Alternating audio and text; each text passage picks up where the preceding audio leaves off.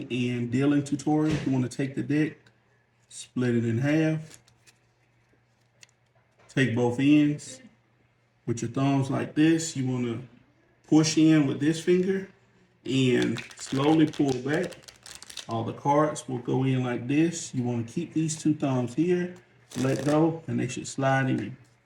You want to repeat that as many times as possible.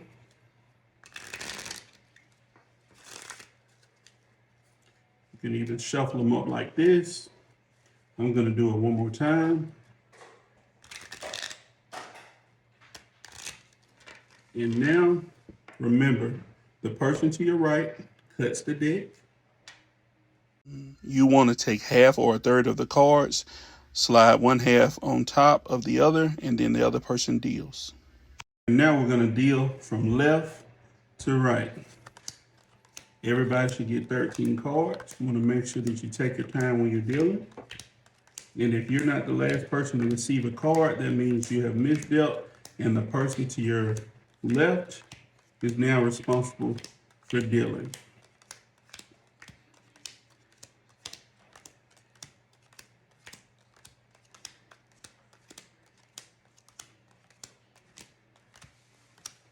So now we're coming around. As you see, last card goes to you. So now I'm going to show you how to assemble your cards. So what I do, whichever card's on top, we're going to keep sliding, put this on top, put these on top, and then you're going to go ahead and put them in order. Now I got this suit in order. I'm going to go to the next suit. And we're just basically putting everything on top, slide that to the back, go to the next suit. Put these in order, and you always want to separate your colors, your black from your red.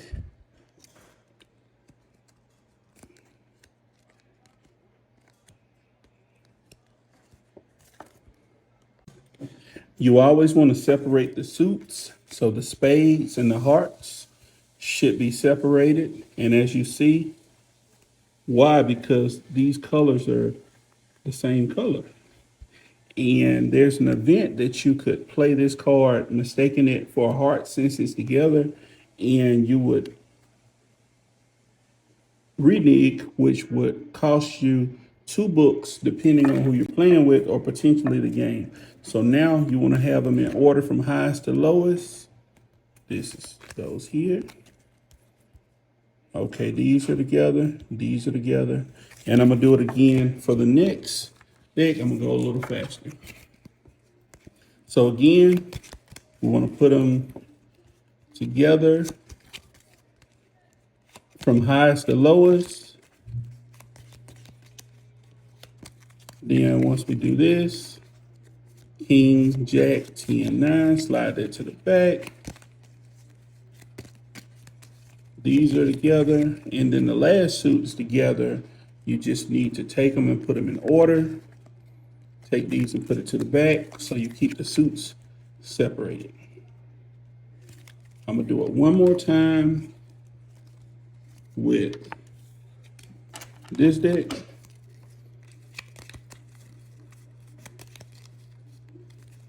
Okay. This.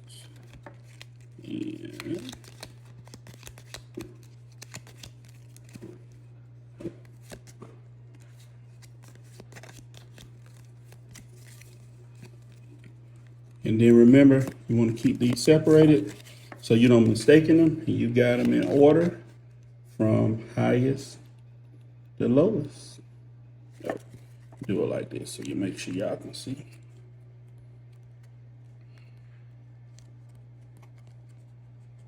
So now we got them in order. Something that's very important is you want to make sure that you keep your hands together so you're not showing the person next to you your cards. And now we're going to get into the actual tutorial part. So now we're about to get into the fun part. I got a couple of great videos for everyone to watch. I'm going to give a breakdown of how I beat my hands, how I'm able to read the cards, and give you guys some more insight on what I'm seeing when I play. I thank you for tuning in and enjoy. Let's kick this tutorial off. So the first thing that we want to do is make sure that we're counting how many books that are bid. There's always going to be a total of 13. So each time somebody bids, I make a mental note in my head just so I can kind of see how many books are bid. So now we're at 3. That's 7, including my partner.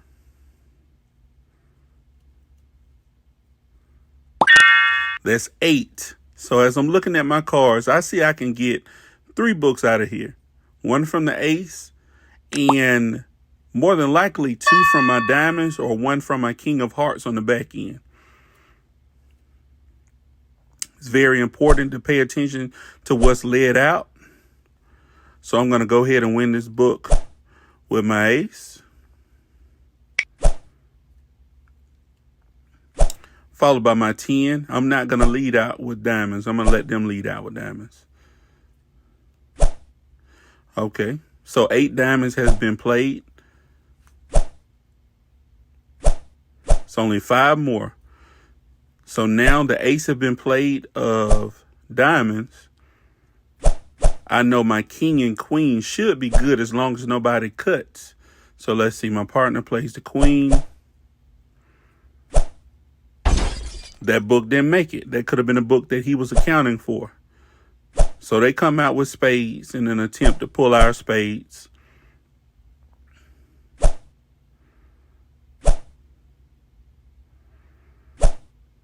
And here's a case where I said previously, don't lead out with a spade unless you have a purpose. She just threw out her ace, didn't have anything to back it up with, and in return, that gave us an opportunity to get our books. Because my partner, as you see, played the king. Her ace would have won over his king had she have saved it, but she didn't. So now, since the ace is out the way, he can run the king. Now he can run the queen, and he can run the board as he sees fit.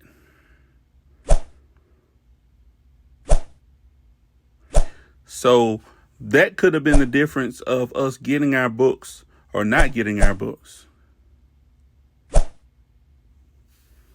So just be mindful of not playing the ace for no reason. All right, so we got our books plus 2 extra, so that's how we got 72.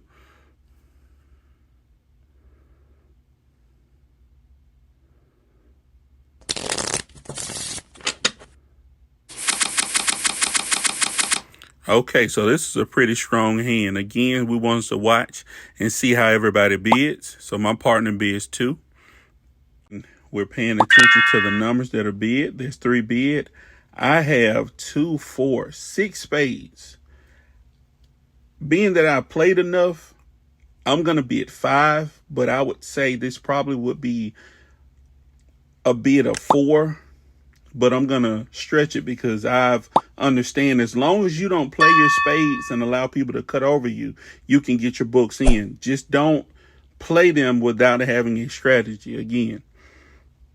So diamond is led. So remember, I'm already accounting for the cut on the next diamond with my 4, unless my partner comes out with the winning diamond. And then I'm going to come out with my clubs so I can start cutting sooner.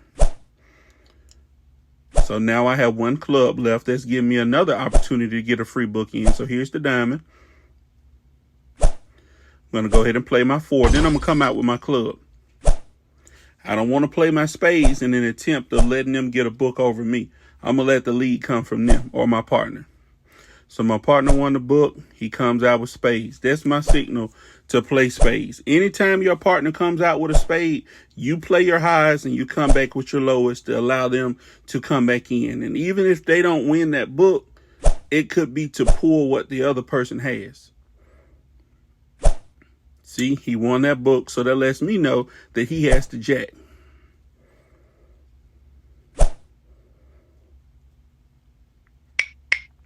So now I have the option of cutting or playing off. I played off. I should have cut that book, but I know that I got my books. I know he has his, but we could have went for the set to try to keep them from getting their books. So now he's one ahead.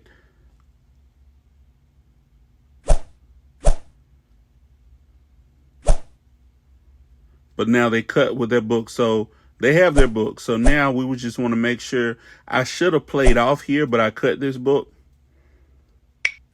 even though he already has an extra book. So technically I have 4 books because we're a team. So our books that we bid add together.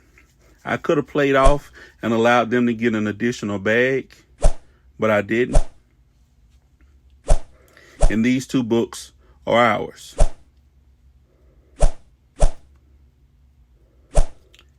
Most of the time when you're playing, well, anytime you're playing Spades Plus, there's always a 10 sandbag rule. Me personally, I like that rule. Basically, it means if you get 10 bags before the end of the game, you go back 100 points. And that's in place to make sure that people actually bid their hand. Because as if you see, we'll run into several cases where the hands are not bid effectively in an attempt to bag the other person. So that's part of the strategy as well. So I'm going to count my books out. I'm counting 3. So I'm counting the ace. I'm going to cut on my diamond with my 2. And I'm going to either get in a book with my jack or 9, or potentially my king of clubs on the back end. So we're adding it up. So it's 3, 4, 5, 6 books bid, 7, 8, 9. There's 4 more books that's not accounted for. That means they're underbidding in an attempt to give us extra bags. So hopefully we can go back. So that's going to affect my play a little bit because I'm not going to win books that I'm not counting to win. So here's a diamond. My partner has this book 1, so there's no point in me cutting this book. So I'm going to play off. I played that, which you would have saved, but since there's so many extra books out there, I didn't account for that heart, that queen of heart to win. So I'm going to get rid of it because I don't want to win any additional books. Now, if you're fairly new and you're not sure, I would recommend you getting your books and you worry about bags more so later, because I would rather you get bags and get your books than you not get your books because you're trying to avoid getting too many. So you still want to play your game. Just be mindful of the score you're going to and how many bags you have.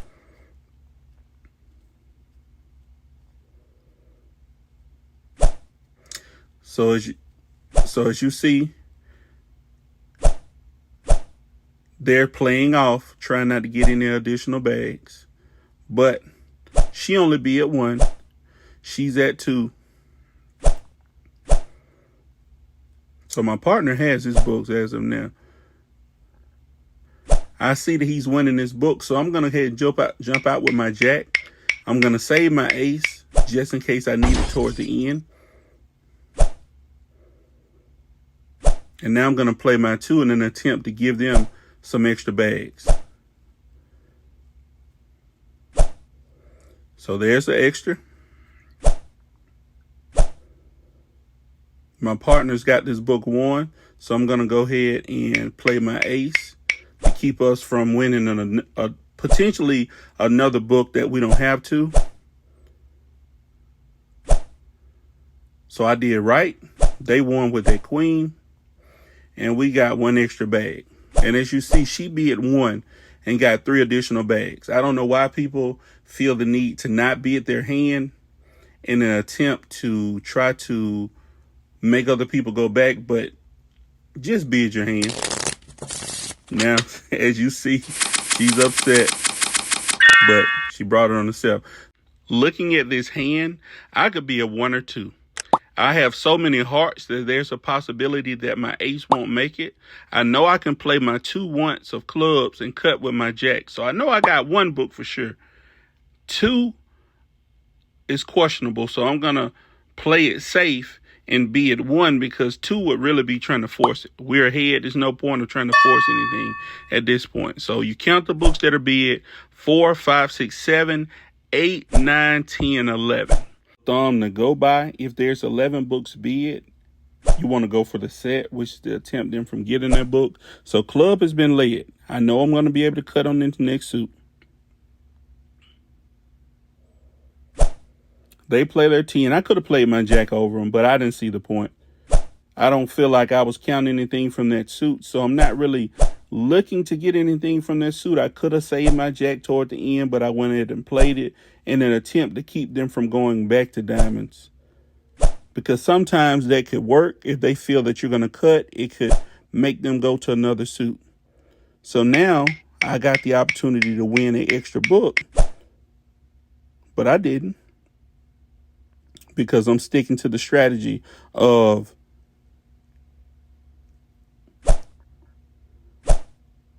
not over bagging. If you are playing with somebody that you're not used to playing with, please get your books, because it's very easy to think your partner's got it and they don't. I've just been playing with my partner a long time, and I got faith in his playing ability and vice versa, but I wouldn't do that in a regular. I should have won that book with that king, or attempted to win that book, but just be mindful of that.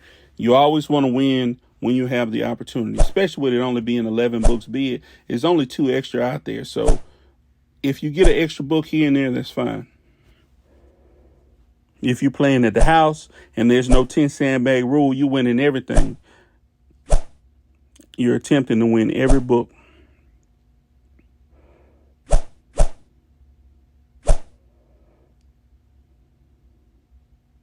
So as you see, they have a pretty good hand. We got our books.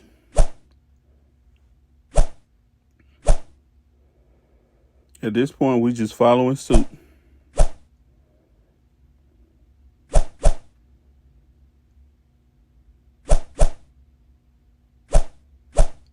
And as you see, they got both of the extra bags. Now it's down to crunch time. We're in the middle of the cards being shuffled. If anyone has any questions, concerns, anything they would like for me to discuss in more depth, or if you see something that you would have done differently, feel free to drop it in the comment section below. I would love to hear back from you. I love feedback, and I appreciate everybody who's made it to this video this long. Let's get to the last hand of the game. Again, we're going to make sure we're counting the bids as they come. So that's 3. That's 7. That's 9. So I'm looking at my books. I can get 1 from the diamonds. So that's 10. And I got the ace and queen. As long as I don't jump out there with that queen, I can make that a book. So I'm going to be at 3. It's 12 books bid. This is a very tight game. So you want to make sure you're paying attention to everything that's bid and winning every book that you can bid, that you can win.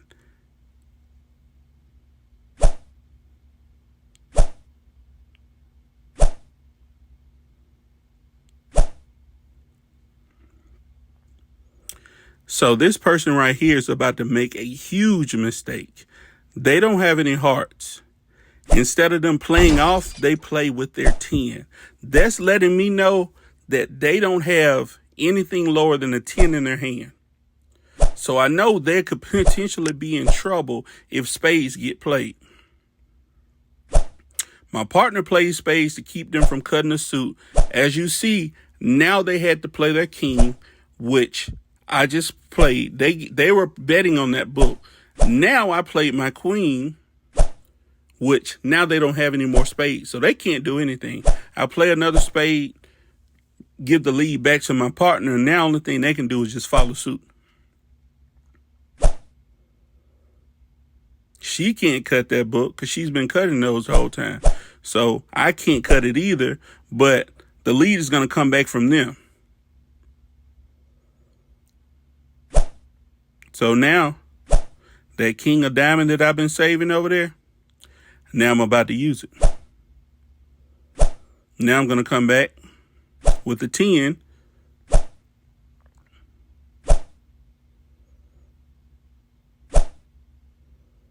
And there's nothing they can do about it.